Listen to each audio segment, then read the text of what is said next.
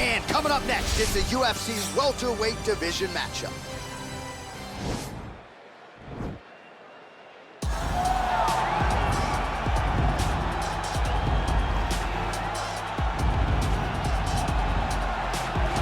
All right, so here he is, one of the more prolific takedown artists in the UFC at present. And when you get some praise from Daniel Cormier when it comes to your offensive takedown game, you know you're doing something right. And we talk about wrestlers and judo players and grapplers, but this guy just combines all of that. He is able to use foot sweeps from the grappling game. He is able to use throws from judo, and he's able to use wrestling from the wrestling game to take people down. He has an array of takedowns at his disposal, and he uses every single one of them. From the speed of the level change to the timing to the knowledge of where to go next. When the guy starts to defend, he's truly, truly something special. I don't think he could take you down, but tonight he doesn't have to. So in this matchup, prevailing wisdom is he'll be able to get this fight to the canvas.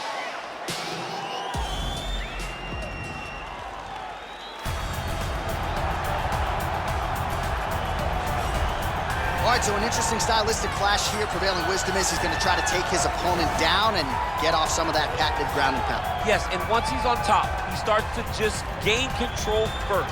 He does not try to rush to the next position because he understands whether or not he's in the guard, half guard, or side control, he can find ways to land big damage. In the side control, he does a really good job of going knee on belly, posturing his body all the way to the top, and just coming down with big punches.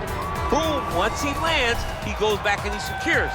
Then he goes back to find another big strike. He does not waste energy just throwing little rabbit punches. Everything has to matter, as you've seen in some of the great ground and pound fighters we've ever seen, like Jack Hermanson, guy that beats you into the bottom of the octagon until you roll over and give up your neck to get submitted. Yeah, nothing pitter-patter about it. No. Our tale of the tape for this welterweight fight. More than 5 years apart, with similar height and some differences in reach. We go inside the octagon. Here is Bruce Buffer. Ladies and gentlemen, this is the main event of the evening.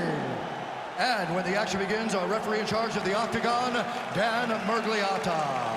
And now, this is the moment UFC fans around the world have been waiting for. Live from the MGM Grand Garden Arena in Las Vegas, it's time! 5 rounds in the UFC welterweight division. Introducing first, fighting out of the blue corner. This man is a mixed martial artist, holding a professional record of 16 wins, no losses. He stands 6 feet 1 inch tall, weighing in at 170 pounds. Shavkat Rakhmonov. And now introducing his opponent, fighting out of the red corner. This man is a wrestler, holding a professional record of 22 wins, 3 losses. He stands 5 feet 11 inches tall, weighing in at 170 pounds. Fighting out of Chicago, Illinois. All right, greet the rules in the locker room. I want you to obey my commands at all times, protect yourself at all times. I want a nice, clean, safe fight. Touch gloves, back your corners, come out fighting.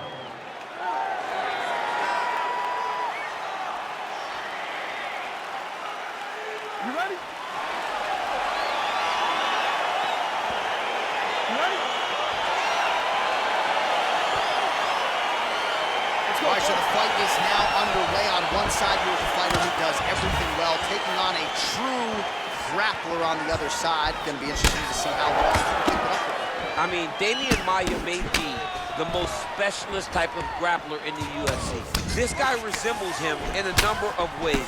Let's see how he manages this fight against a guy that can do just about everything inside the octagon. All right, he's very comfortable fighting off his back, DC. Now looks like he's trying to hip escape. Yeah, he's trying to hip escape or maybe look for a Kimura here. Well, anytime you are in a ground fighting situation with this fighter, you're potentially playing with fire. Throws the right hand there. Oh, the ground and pound strikes continue to rain down. The opponent better move out of harm's way or the referee's going to stop this. He better start to move, and when his opponent starts to posture, he needs to put his feet on the hip, push him away to try to escape this very, very dangerous position. The Kimura is not the arm. It's the shoulder pressure that usually makes you tap.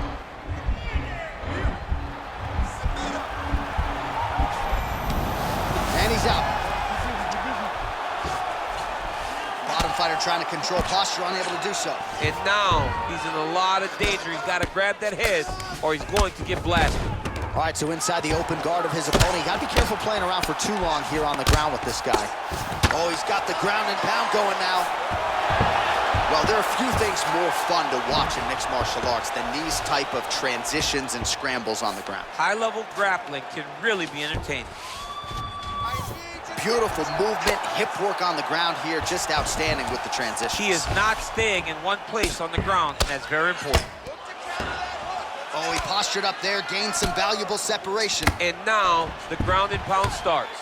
All right, he's got the hooks in, DC, working off of his back. Now look for him to attack the neck of his opponent to try to get the rear choke. All right, well, both fighters pretty comfortable on the ground, DC, but you got to be very careful hanging out here for too long if you're his opponent. Let's go. Get that wrist control. All right, bottom fighter here, maybe looking to hip escape, DC. Nice right hand. Continuing to work out of the half guard. Oh, he's got him in the crucifix now. A lot of body weight from the top. Going for the arm here. Oh, wow, oh!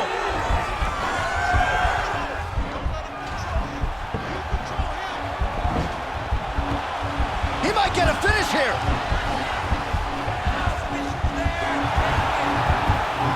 And this might just be a matter of time. That whole brilliant submission defense there.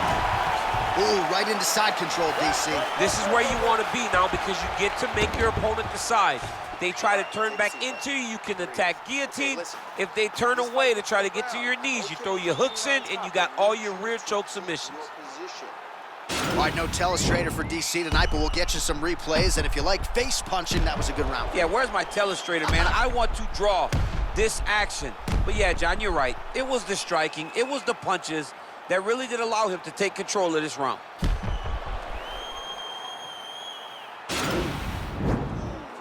Okay, ready? Round two. You ready? All right, round two. Oh, he's got it going now. Nice connection there, DC. Another punch land. Oh, really using his reach advantage there with that punch, DC. Nice shot to the body. Oh, he lands a huge knee to the body.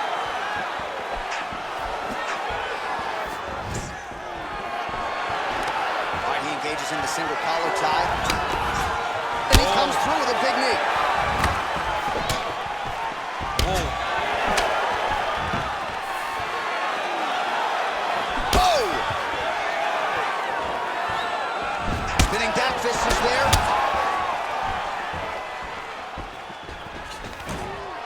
Stuffs the takedown there. How good is his takedown defense? He gets to a spot, the tie clinches. Then he starts to let the knees fly. Oh!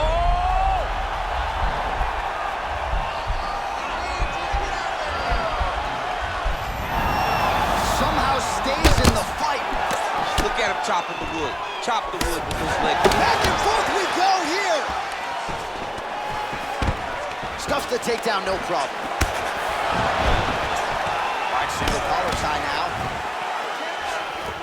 Takedown defense holds up. So nice. What a beautiful takedown. Oh!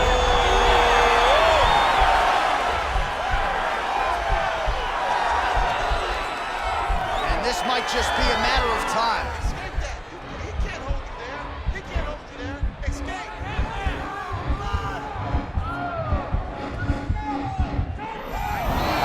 Wow. All right, full guard now, DC. And for the guy on top, he needs to build posture or just go to the next position, start shoving that knee through, trying to get the half guard, which in turn will lead to more opportunities for advancement. But if you're on the bottom, you need to be anticipating, you need to be framing, you need to be moving, looking for opportunities to either reverse the position or get back to your feet. Strong bottom work here, staying busy. Don't stand still. Watch out. Busy here off of his back. Nice offense from the bottom. Now trying to hip escape. He's just trying to move out of this position off the bottom.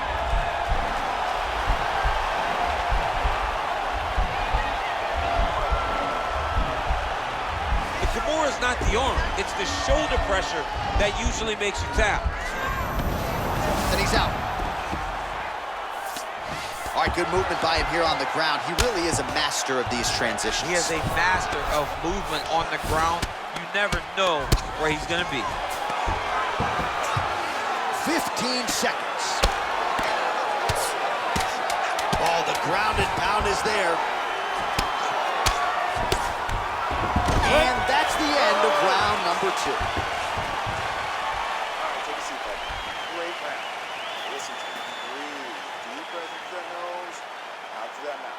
All right, perfect round. I need you to go out there. All right, we now take a look back at some of the highlights from that last round, DC. A lot for the replay guys to choose from. I mean, these guys are going to be very busy trying to find what replay to show you guys. Lands on both sides of the octagon. Both guys fought great. What a phenomenal round.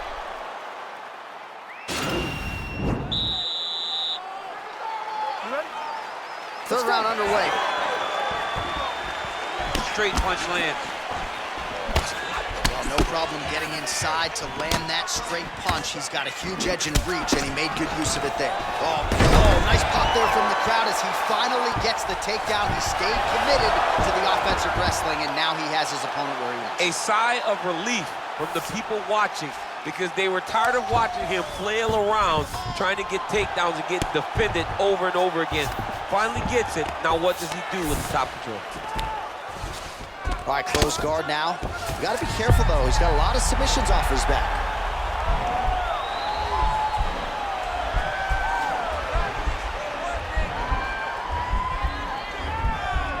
He's a tech arm bar now.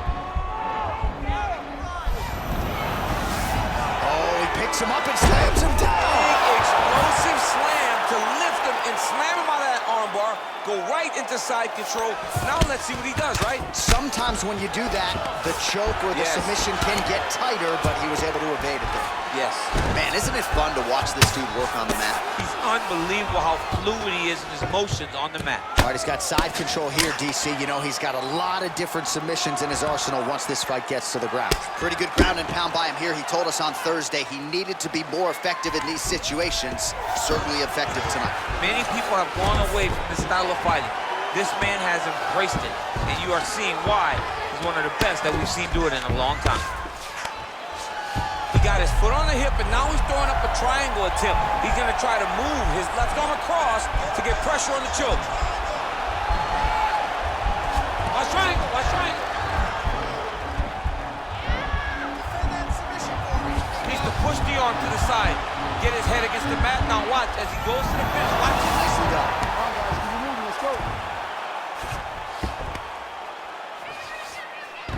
Oh, he's got him in a crucifix now, DC. We've seen you go to this a couple times, no? This is one of my favorite techniques. I got Volkan Ozdemir here, and I just landed punch after punch after punch. They didn't have to be hard, but if you can land 30, 40 strikes in a row, the referee will have no choice but to finish the fight. Oh, is he an active pursuer of the submission?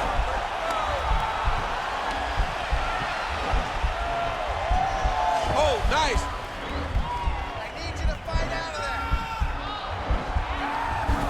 This might just be a matter of time. Not tapping out tonight. All right, right into side control here, DC. Biggest difference between half guard and side control? Well, side control to me feels like a little bit less control because now my legs aren't really doing anything anymore. Now I'm controlling you with my upper body.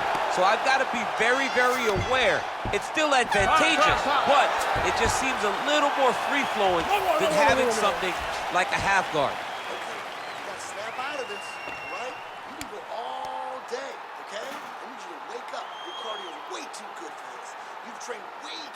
All right, let's look back at some of the action from that previous round, DC. How about just the efficiency when it comes to the ground and pound game? He was able to throw at the right time, secure at the right time.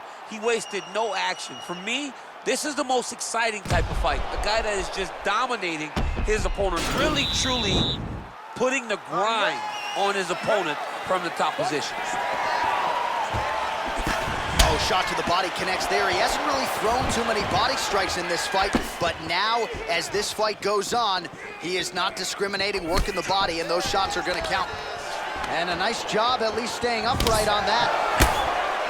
Oh, and he hip tosses him to the mat. Now we'll see what he can do from here, DC. Right into side control. He's gonna try to control him, then find a submission. It's in there deep. There you go. Now he falls back into the finishing position.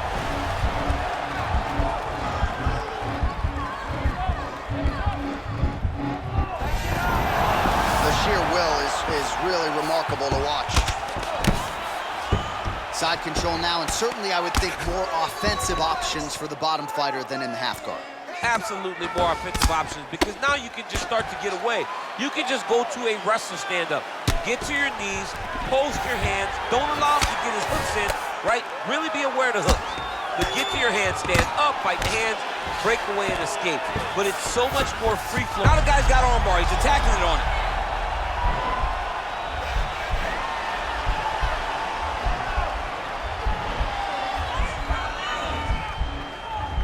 Gotta be careful, armbar. Farmer's been isolated, but he picks him up and slams him down. He lifted him through the air, slammed him on his back, and moved right into side control to get out of danger. Beautiful job to not just turn defense into offense, but also to end up in a dominant position. All right, we'll see how he chooses to defend here. Working off of his back here. Looks like he may try to hip escape. Close guard. Yep, and he's got him secured in the half guard now. Oh, you gotta watch him attacking submissions. He throws the legs up to try to get a triangle choke here. Watch triangle, watch triangle.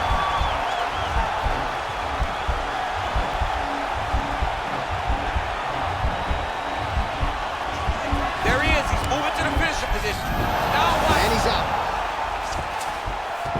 All right, he's trying to control posture here. Now trying to hip escape. He's just trying to move out of this position up the bottom. All right, working inside the closed guard now.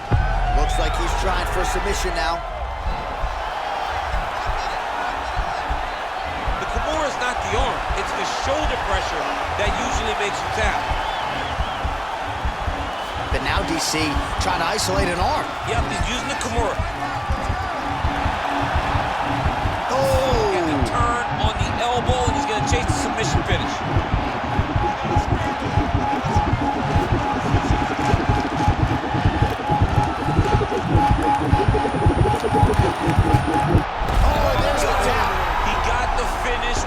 Beautiful Kimura finish by this great fighter. And I don't care how high your threshold is for pain. When you're in that compromised state, better to tap and fight another day. It's so crazy because people think the pressure's on your arm. It's all your shoulder. When somebody has a really good Kimura, it feels like they're going to break your shoulder. That's why you have to tap. All right, let's take a look back at the replay as he gets it done by submission tonight, champ. He does a great job of staying patient. He doesn't rush or panic. You are never safe when you're fighting this guy. You're in a lot of trouble. You're in a lot of trouble the entire time when you're this good in the submissions. So there he is, your winner by submission tonight, and that is how you put the rest of the division on notice. A huge result for him here tonight. Ladies and gentlemen, referee Dan Mergliotta has called a stop to this contest at 4 minutes, 48 seconds of round number 4. Declaring the winner by tap out, Shavkat Rakhmonov. Well, what an incredible result here tonight as you see the winner there celebrating his victory by way of submission, and they put so much stock into finishing this fight. They felt like to really spin his career forward, they needed to not just win, but get the finish, and they certainly got it tonight. They got the finish. He's such a terrific grappler. Every time he is on his back, he looks for submissions over and over again. Eventually, he found one tonight and got the desired result.